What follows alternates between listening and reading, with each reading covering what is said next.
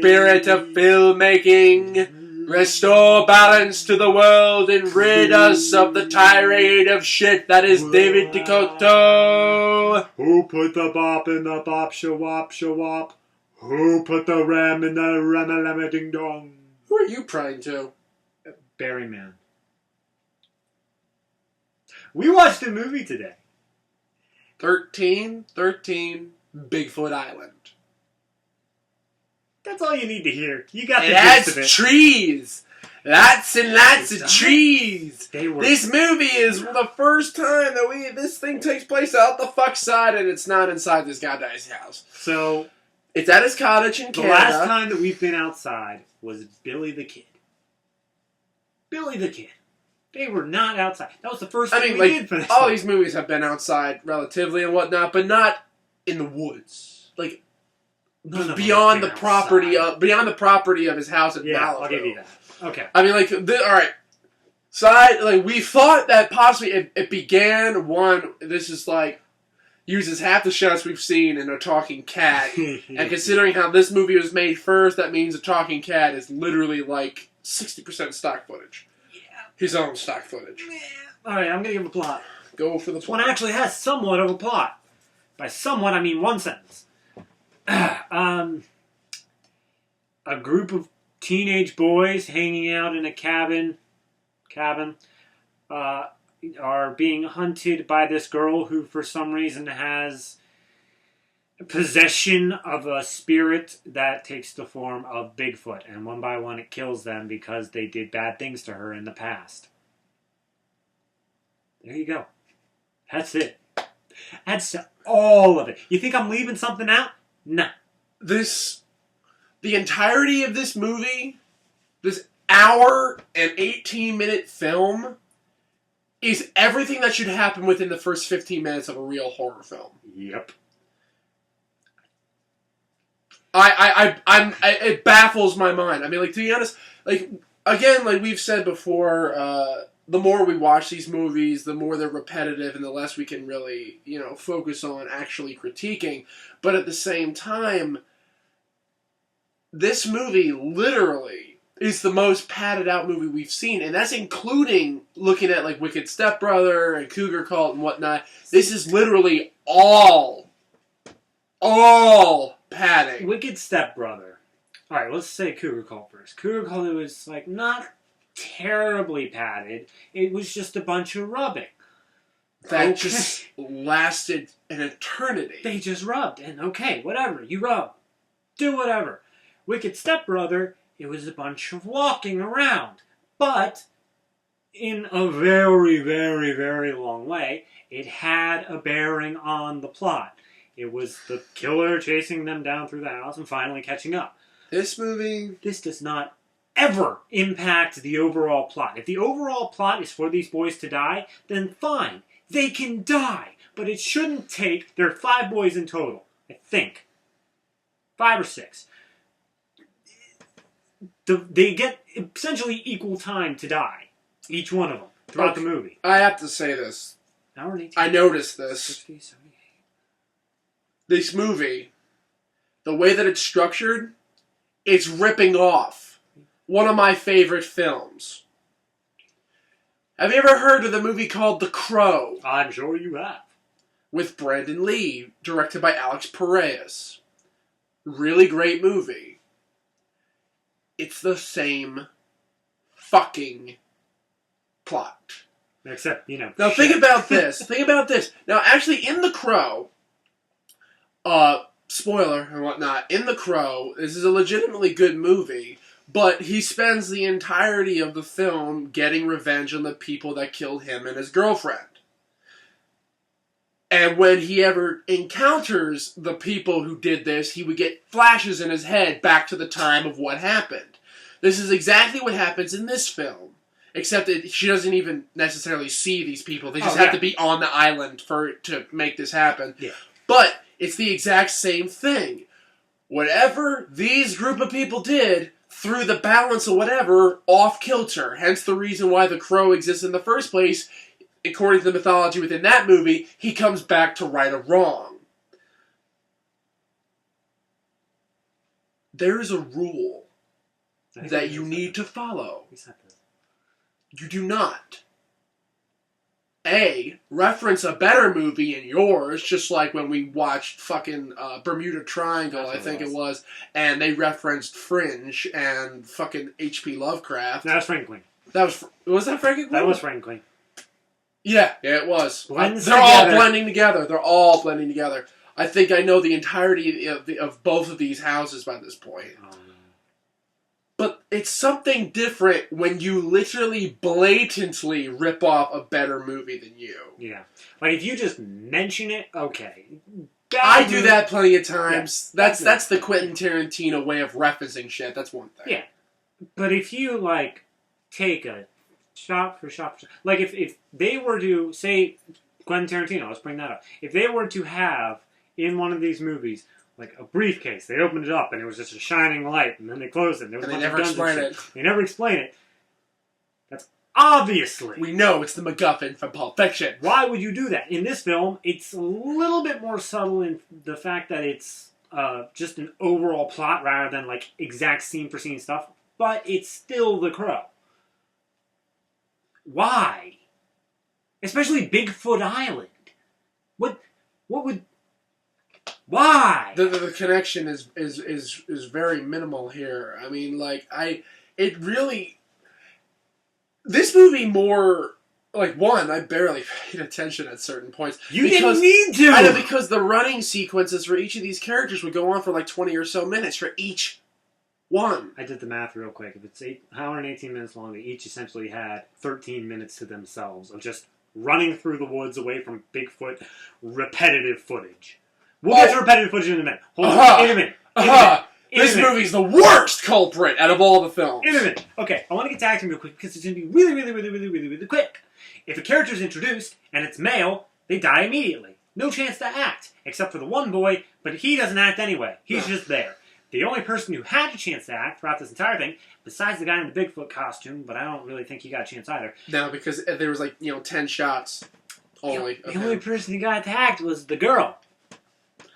And she spent the entire movie doing that. And the funny thing is, though, and all of you people who actually know, like, Hinduism and whatnot, the term Om, from the term Omkara, is the universal constant and whatnot. It's a Hinduism chant when it comes down to meditation.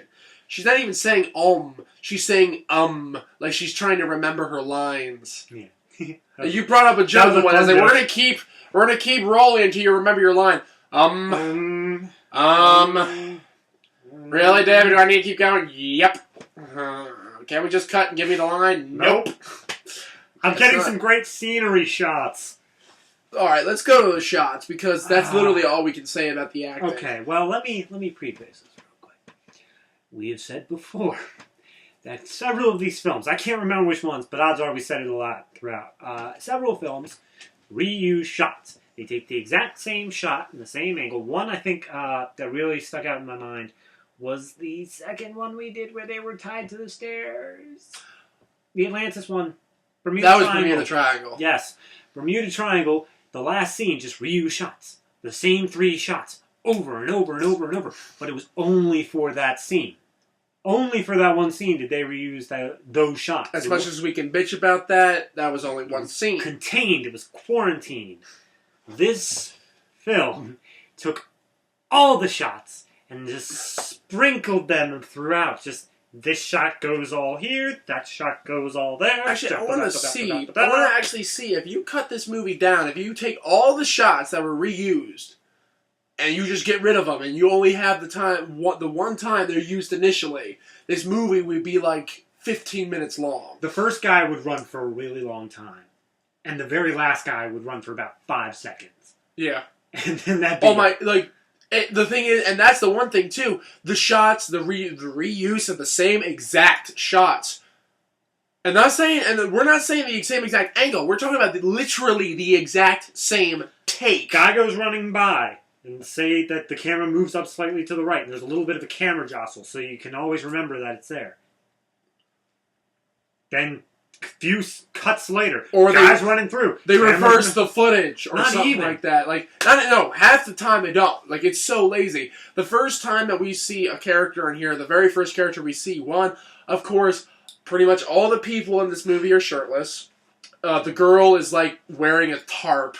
Yeah. I know it's fashion or whatever, but, whatever. The one thing I really want to... You said that if they removed the repeated shots, only the first time that it showed up, nobody would ever be killed by Bigfoot. No. Because every single time they were killed by the Bigfoot monster... Same shot. Sure. It was that same shot. Sure. That was a funny thing, too, because whenever, like, half the times that the characters were killed, they were always in that area that was really wide open. It's really wide open. And then they cut to this one shot of Bigfoot, and there's all of a sudden he's completely surrounded by trees. Here's how I want you to imagine this, alright? You're in the middle of a quarry.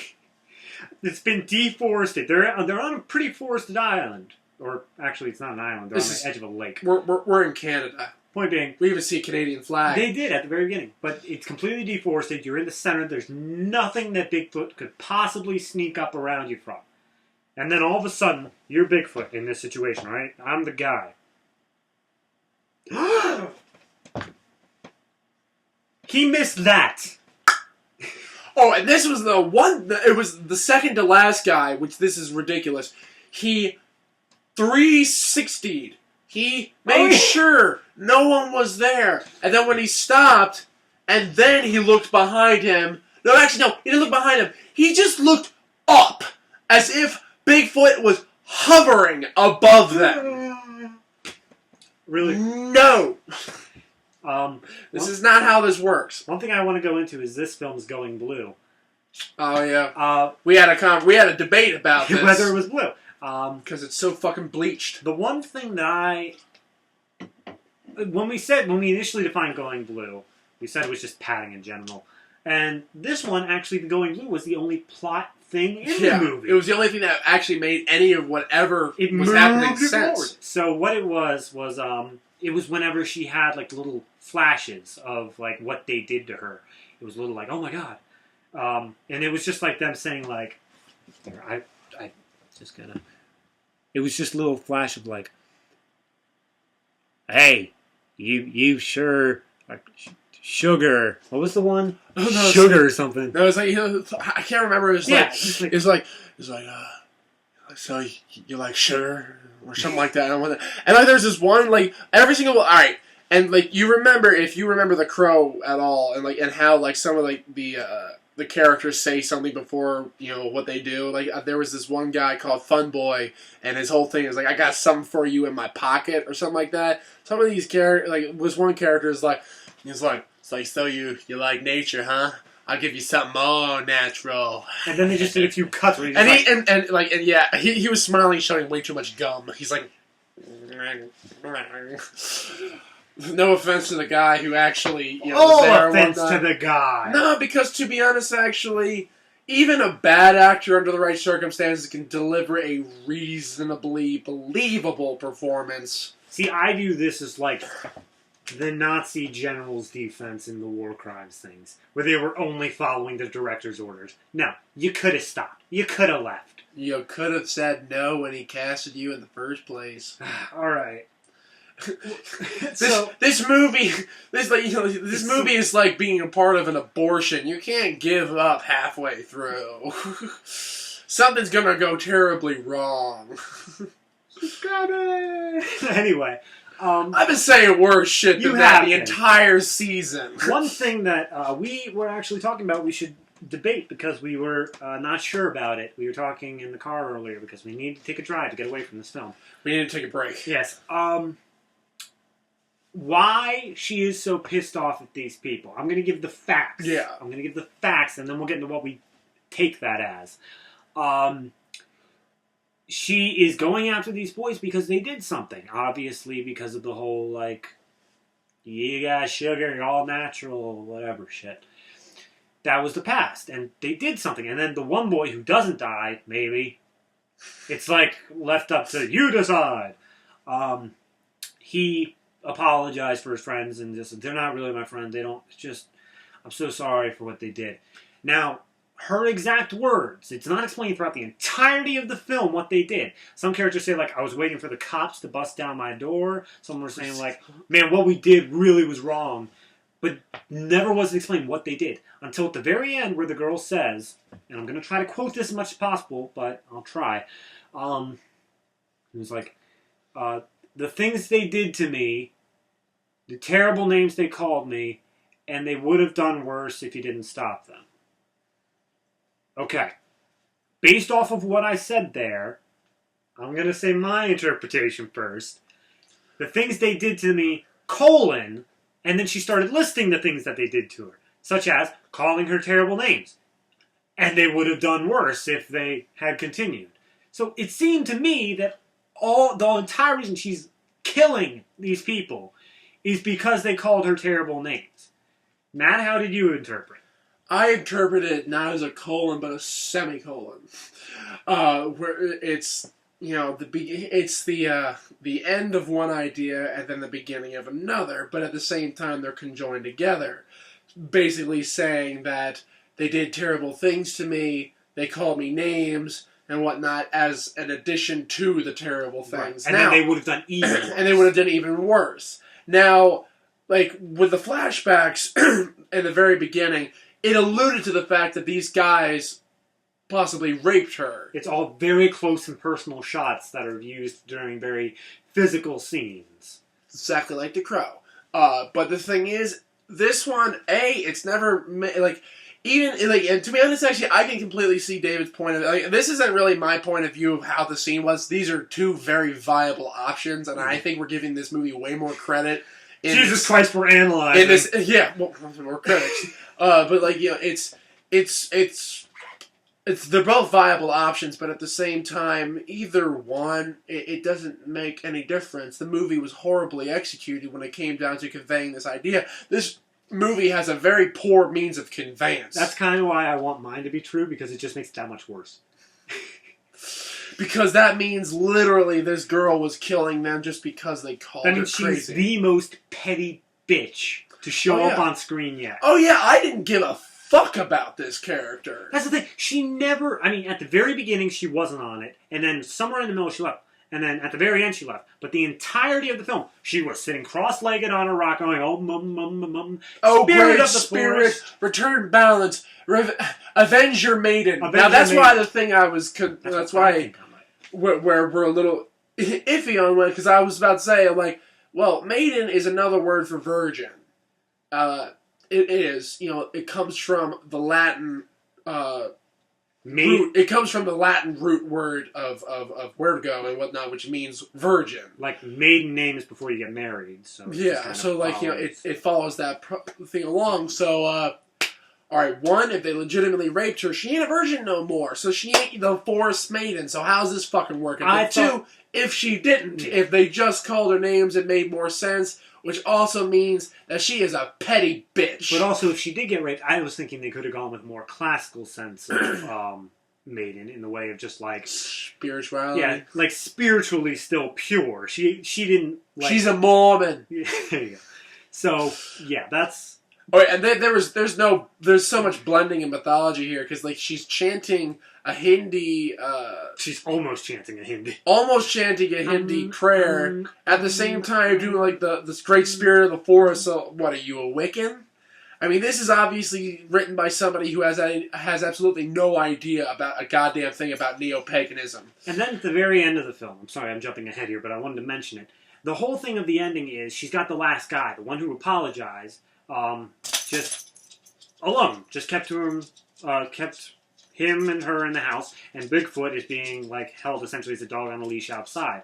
And then she explains she's been doing this all. Ooh. What it ends up being, like, oh my god, supernatural, because it had to be. What it ended up being was she said like, look, you saved me. I want you. And he's like, what's your name? Danielle? Okay, Danielle. I gotta get back home. He's like, but I love you. We should stay here forever. It's overly attached girlfriend. Can we throw up a picture of her real quick? I don't want to see a picture of her, no. Damn it. But You know her. Actually, to be honest, it reminds me of this movie. I believe it was with, I think it was with Clint Eastwood. And it was a movie where this girl, I think Clint Eastwood was a radio DJ or something like that, and this girl, this fan of, because sometimes the fan, one of his fans of her becomes like overly attached, and it's basically like she becomes basically a stalker, and I'm like, okay, this character wants to be with this guy because he stopped his friends from, basically raping her, even though we have no full details of how this shit went down. No one says that if this girl was drunk, how in the world they met her in the first place. Now, was she just wandering in the woods? I want to jump in there and say, how did she get in contact with Bigfoot in the first place? We don't need to know everything to cuckoo. We just need something. Anything, just to know that you have a competent story behind us. That we need a story. That you have thought this through from point A to point B. Now, the one thing I was saying to you before is that if they had made a prologue of what actually had happened the year before, then I could completely understand, if not tolerate, the rest of this movie. Just like shots of violence and screaming interjected with Rapid Heart TV presents a David Dakota film. I mean, like, for somebody... 1313. For someone who came out of the great age of the slasher films, this guy makes, without a doubt, the most neutered, flaccid fucking thrillers I've ever seen. I mean, I've seen his earlier work. This guy, I mean, I guess it was the producers he was working with or something like that. These movies are made obviously, they look like a movie that is made by someone who absolutely has no idea how to convey tension of any type in film. Yeah. Whatsoever. It boggles my mind. Now, typically, when that sort of thing happens, you expect it to be like more of a family-oriented sort of thing. They neuter the thriller in order to get it to a wider appeal, so more people can handle it. If that were the case, the guy would be shirtless all the fucking time. Two guys are wearing shirts in this movie. And then they take them off. No, one guy takes it off, and the other guy keeps on a wife beater. The first guy, the first human being we saw in this film, just wearing walking shorts down and the shoes. street, walking through the woods, just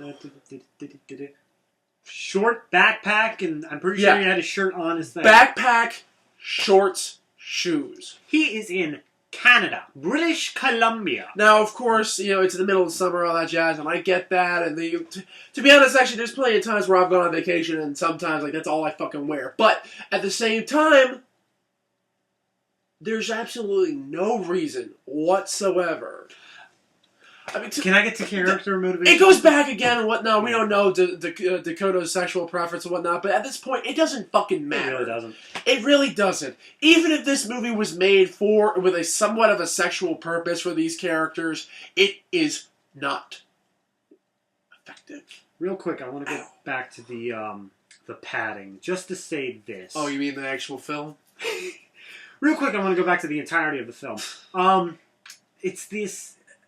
The whole time that they're padding, we said that they're running away. They don't begin running away. They recognize that the monster's there, potentially, at some point. It originally starts that they're just running. The first guy was just walking through the woods, and then he started running. They're all trying to go to this cabin in the woods, which is obviously this guy's cottage in Canada. Yeah. I don't understand why they were running. The first guy I can understand. He's walking through the woods and he's just kind of doing whatever. He doesn't interact with a single person in the script. He calls somebody on the phone. I don't know who, but we don't even hear the other side of the voice. And he keeps talking to the. He's like, "I love to help you paint your sorority house." Like trying to convince us that these guys are not gay. Point being, I don't care. It began and then he found that he was being chased by the Bigfoot monster, and then... Yeah, he only started running after he saw the Bigfoot monster. And this is the funny thing about these characters. After they discover the Bigfoot monster, they run, and then they get to a point where they slow down and they stop. I'm sorry, if there's a giant fucking monster chasing you, you keep going. I'll forgive it because that's sort of like just slasher film logic. Where you got like the main hero or heroines running away from the person, and then all of a sudden there's this like, The funny thing is, though, the main guy, he just sits in his house waiting for his friends, Oh and they my all God. get killed the entire time. Two things. The one that I really wanted to get across, and the whole reason I brought this up, was because the last two people who die, they arrive together, and then they're both just running. They're just going for a jog, just trying to keep up with each other. They cross, like, the same bridge, like, 2 or 3 times. They reuse shots like crazy, but the fact is, what were they trying to get to? They're trying to get to the cabin, apparently. Really? Because they ran farther than the other guy ran, and he met up with them pretty much. Yeah, and that's another thing, It's too. fucking Like, crazy. how is it that these two people are so fucking far away from each other, but every single time this guy stops to gloat, they're, like, literally within arm's reach of each other. And the other thing I wanted to mention, it was just a funny little thing, is the guy who doesn't die, he is, oh my god, he is just so happy. Like, all the time. He's like, He smiles when he... there's the one thing, his friend Sean, I remember it's Sean because we made the joke afterward. Sean gets killed by Bigfoot. What does he do as he's coming up? Sean! Oh god. He's like smiling the whole time. Oh god, man, that's Oh, some fucking killer bud. Woo! And he's still... I think the acid's kicking in. He's still giving a smirk, like, every time he's running or talking to whoever. The only time I don't think he was smirking was at the very final scene when he's talking to the girl. And even then, it's just, like, dead face. It's not like, you're trying to trap me here forever. No, it's like, I got to get back to my friend. No, he's still smiling. No. And trying to do an impression. He's like, I got to get back to my home. And know the funny thing is about the end, there's a couple major fallacies with the ending. Oh, my God. A, the girl says, no, I want you to stay here forever with me. That's his family cottage. His family's going to come up there eventually. Eventually. B, she says, when he says, you know, I need to call the police, and she's like, no. Eventually, the parents of those kids or their friends and whatnot are going to realize they're not fucking there. So, this plan is null and void unless you're going to have Bigfoot kill every solitary person who enters the woods. This isn't like the Hellraiser film we did, where they were, like, lost in some Mexican backwoods stuff, where they could just disappear and people would think, oh, it's just a This is on an island with people This who is in live there. Canada. Nothing goes wrong in Canada. And also, apparently this girl lives on the island. I mean, this is not an uninhabited island and whatnot. There's a ferry that goes there, like, every day, and all that kind of stuff. We see all these boats that are docked at the docks. Then again, they have to run 3.5 miles to get to the cottage. And also, there's no fucking roads on this place, even though in the very beginning, we see the character drive there. Alright, I'm fucking done. You got anything? I'm done. Give your final thoughts. That is my final thoughts. I'm done. This movie is just... I'm becoming less and less forgiving of this stupid shit. Because earlier on, when we started doing this, all these little minute little things I let slide because, you know, the rest of these glaring problems. But now these things are just getting under my skin. Now it's just like, you know, every little thing this movie does to get on my nerves, it gets really on my nerves. One thing, I kind of jumped into final thoughts too quick. Can you think of one positive thing about this film? Positive? No, because it rips off The Crow. Out of all the movies we've seen out of this series thus far, I don't believe a solitary one of them has actually tried to rip off any movies. They've referenced other movies. They've alluded to other styles and all that kind of stuff in a couple of these films.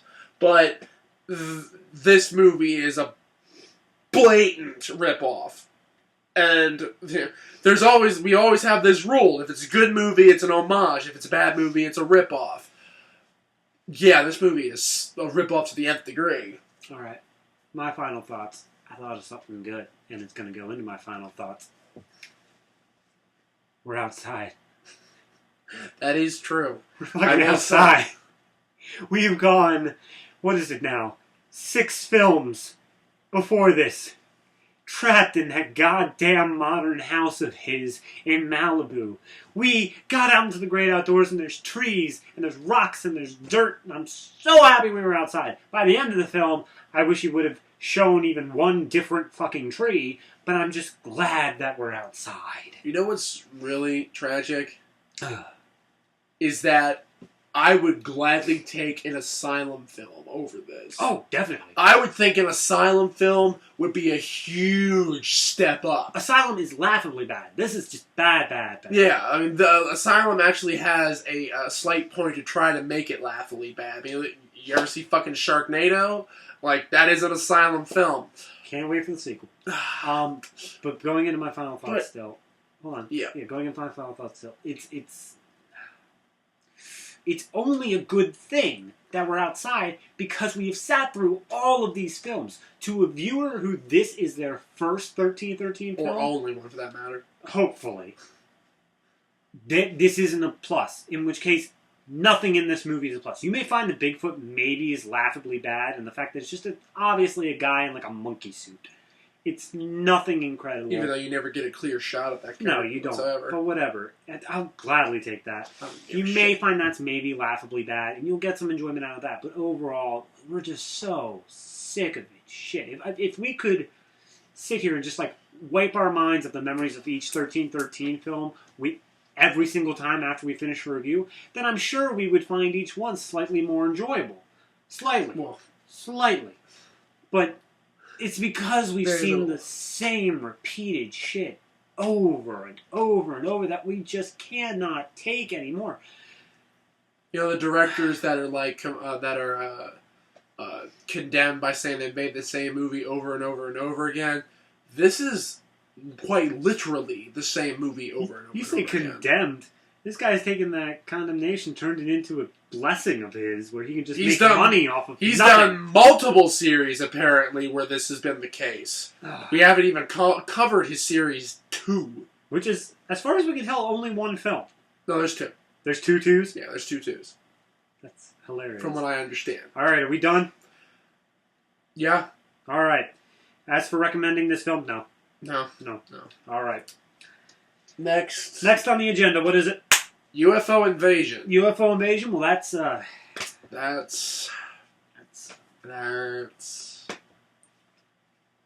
Yeah, inspiration didn't strike for this joke. Credits.